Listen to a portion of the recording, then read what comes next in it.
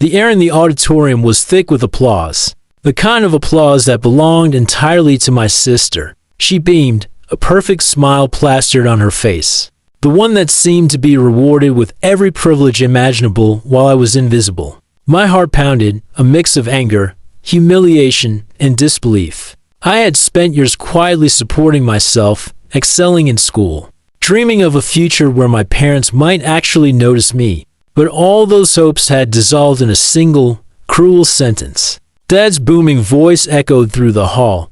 "This is our pride," he announced, gesturing grandly to my sister as if she were the only worthy heir of our family's name. The crowd cheered, oblivious to the tension spiraling in the corner where I stood. A silent shadow swallowed by the limelight reserved for her. Then, as if rehearsed for maximum humiliation, his grip was on my collar. The leather of his watch dug into my skin, and the sharp hiss of his words cut through the festive music. "And this is the trash." My knees buckled slightly from the shock, my entire body vibrating with humiliation as he yanked me toward the edge of the stage. Laughter erupted from Mom, the sound grotesque in its joy at my degradation, echoing in the marble hall like a cruel soundtrack to my life. My face burned, and I caught the faint smirk of my sister, who had perfected the art of superiority. The teachers and other students turned toward me, a mixture of confusion and awkward sympathy, while Dad's words branded me in that moment, a label that was supposed to define my entire existence. I was pushed off the stage, stumbling down, my shoes scraping against the polished wood, the sting of both the physical and emotional pain intertwining in a sharp, unforgettable ache. Outside, behind the stage curtains, I sank to the floor, trying to catch my breath. The hall continued to cheer for her, for my sister, for the child who had never faced a fraction of the scorn I had endured silently. But in that quiet corner, I made a decision that would forever alter the balance of power in our household. All those years of endurance, the silent sacrifices, the whispered dreams, they weren't going to be in vain. If they thought I was powerless, then I would bow quietly to their ridicule. They were gravely mistaken. A plan began to form in the depths of my mind, precise and unyielding. A chain of events that would ensure they felt, in ways unimaginable, the sting of the cruelty they had imposed on me for years. And as I rose from that floor, trembling but resolute, I knew this was only the beginning. The sting of betrayal burned like acid, but it also ignited a fire. Every memory of being overlooked, every whispered insult behind closed doors, every cruel comparison to my sister became fuel. I traced the edges of the hall in my mind, remembering the key details of every exit, every locked office, the placement of valuables, the timings of household routines. They were threads in a tapestry of revenge I would weave. No loud confrontation, no messy scene. It would be slow, meticulous, and poetic. The world outside, filled with laughter and applause, would be unaware of the storm quietly gathering in the shadows, one that would bring my parents and sister face to face with the consequences of their arrogance, their disdain, their thoughtless cruelty. And in that silence, I allowed a small, determined smile to curve on my lips, because the moment they thought I was nothing, I began to shape the moment when they would know exactly what it felt like to be powerless. The edges of my fury sharpened as I stepped out of the backstage darkness into the empty hallway. I walked past rows of chairs where teachers had watched, past banners celebrating my sister's achievements, absorbing every detail, etching them into memory. The hallway smelled faintly of waxed wood and polish, a contrast to the bitterness in my stomach. I pictured Dad's smug face, Mom's cheering laugh, my sister's triumphant smile, and every beat of my heart carried a silent promise. What they had done to me was only the first act. The real story, the one where they learned what it meant to trample on someone underestimated, was only beginning. And in that solitary corridor, I swore to myself, their laughter would be replaced with pleading, their pride with shame, and the echoes of this night would never leave them, even when the world around them seemed untouched by justice. I sat on the steps outside the auditorium, letting the cool air wash over me, and I realized how much I had endured to get to this point. Every slight, every invisible punishment, every time I had been pushed aside, it had built a reservoir of patience, precision, and planning.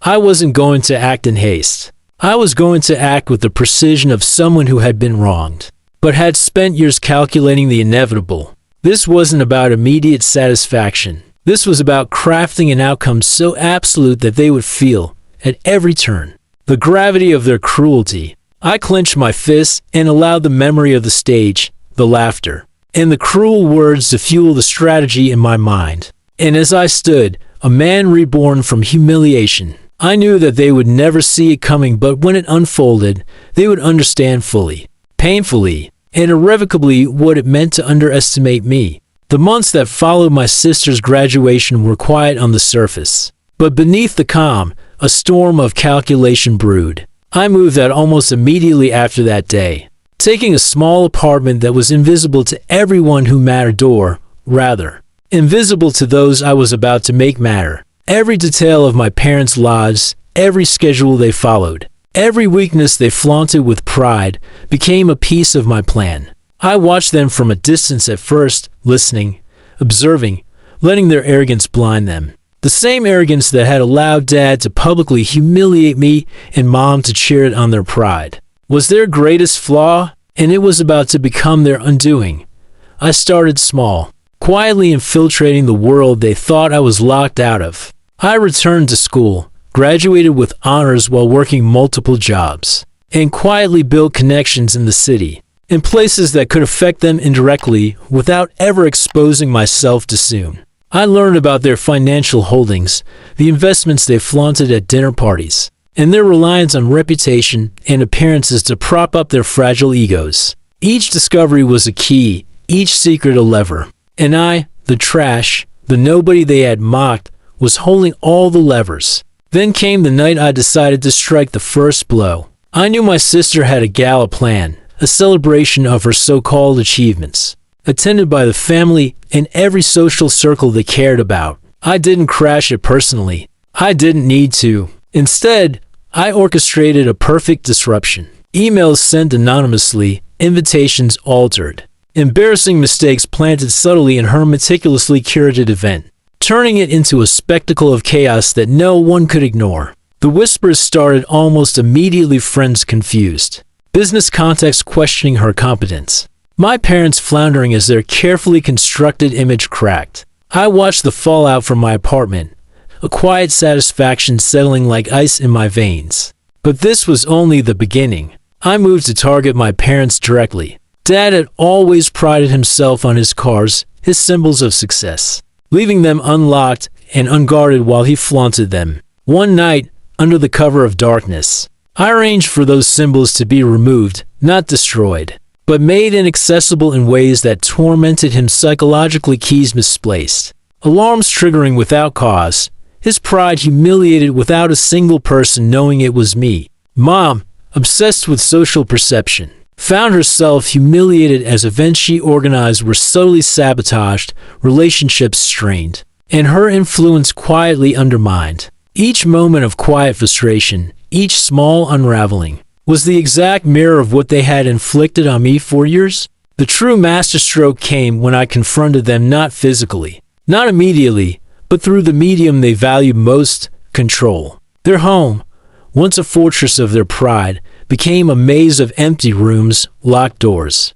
and missing essentials. I had arranged for utilities to be subtly redirected, for important documents to vanish, and for trusted staff who had enabled their arrogance to quietly vanish from their lives. Calls went unanswered, plans faltered, and slowly, the empire they had built on appearances began to crumble from within. I watched from the sidelines, invisible, untouchable, as panic and confusion replaced the smug certainty that had been my childhood hell.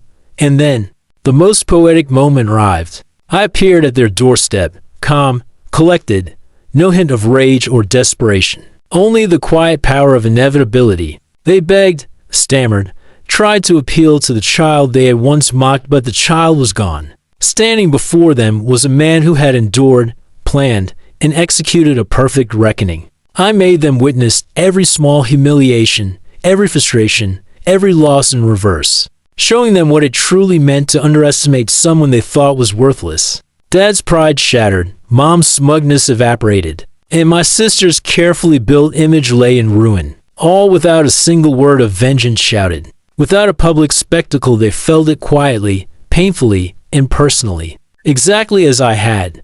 The best part was that it wasn't just punishment, it was liberation. I reclaimed every bit of dignity they had stripped from me. Every laugh they had shared at my expense came back to them multiplied. Every insult they had hurled at me returned in mirrored consequences.